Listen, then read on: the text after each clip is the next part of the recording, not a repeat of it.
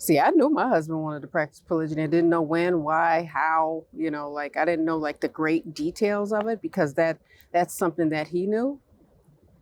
However, I had to understand that I had a life before that and I'm going to continue to have one now. And I encourage any wife to have her own life outside of our husband's. He's part of our life, but he's not our life. Warning, viewer discretion is advised. The content, viewed as an educational material you are about to experience, could challenge your belief, trigger strong emotions, and frankly, piss you off. This isn't for everyone. If you're not ready to confront new ideas, or if your feelings bruise easily, this might be the time to click away. Expect to be challenged, to think, and you might even want to scream at the screen. Proceed with caution, and remember, you chose to be here. Let's get it. Assalamu alaikum. Peace. Fatimah, Coach Fatimah, 1/3 of Outstanding Personal Relationships and co-author of the new book, Let's Talk Polygamy Uncensored. Now, I want to get into a topic. I get asked this a lot, and I've had to really coach many women about it with my Nourishing Fulfillment coaching program. But it is polygyny. Aren't you lost without him? Now I'm outside enjoying my time. It is hot. As some of you know, we are on the continent of Africa. And this is my time in the morning that I take for myself, whether Coach Nazir is at my house, at our home, or at the home that he shares with Coach Nyla, my co-wife. Now, the question, are you lost without your husband, means, are you lost without him when he's not around? And let me tell you, one thing about not just being in survival mode in polygyny, but thriving in polygyny is understanding that you better have a life of your own. And it's interesting because I had a life of my own before he married again. So why should I stop living, right? But some people may say, well, because he's with his other wife, but you don't know where he is. I remember one time I assumed Coach Nazir was hanging out with Coach Nyla, his wife. He can. And how about the whole time he was at a Barnes and Noble's doing his business, minding his business. I gotta watch where I'm walking because these are stepping stones, y'all. It broke my neck, and that'll be really interesting. That'll give him something to look at other than this tassel.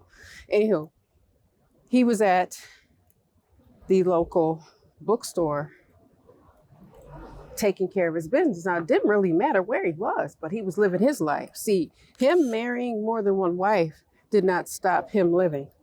If anything, he did more for himself. He took more time.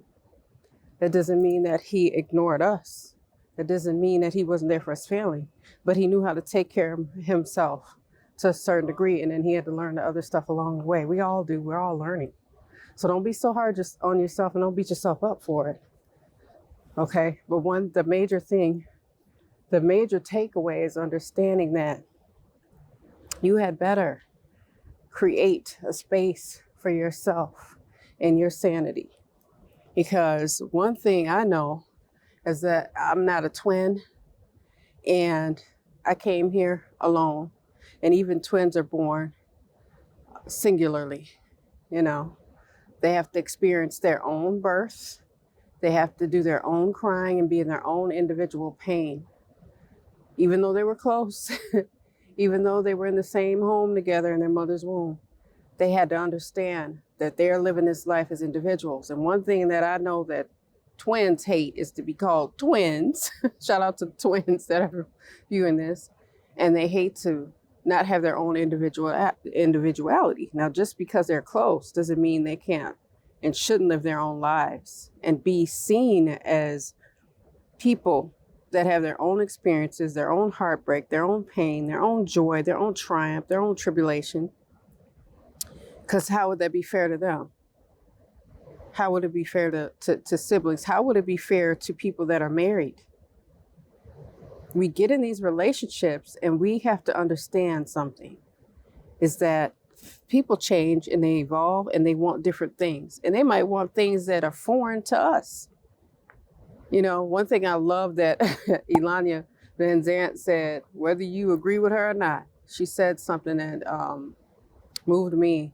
She said, we need to quit acting like we don't know as women. And that's true. See, I knew my husband wanted to practice polygyny. I didn't know when, why, how, you know, like I didn't know like the great details of it because that's something that he knew. However, I had to understand that I had a life before that and I'm going to continue to have one now. And I encourage any wife to have her own life outside of our husband's. He's part of our life, but he's not our life. Okay? And that's very important to understand. I'm gonna get up, but that sun was tearing me down. That's very important to understand, and some may not agree. And I'm not here that everybody agree with me. I'm here to tell you what you need to hear, because I know what many women say is challenging for them, and that is when their husband is not with them.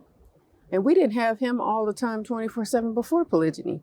So we don't need to believe that we have access to him 24/7 now. And you'll find that you don't need that if you get in your own life and become very active in it. So the words of the day are, live your life. And put that in the comments if you reached this far in this video.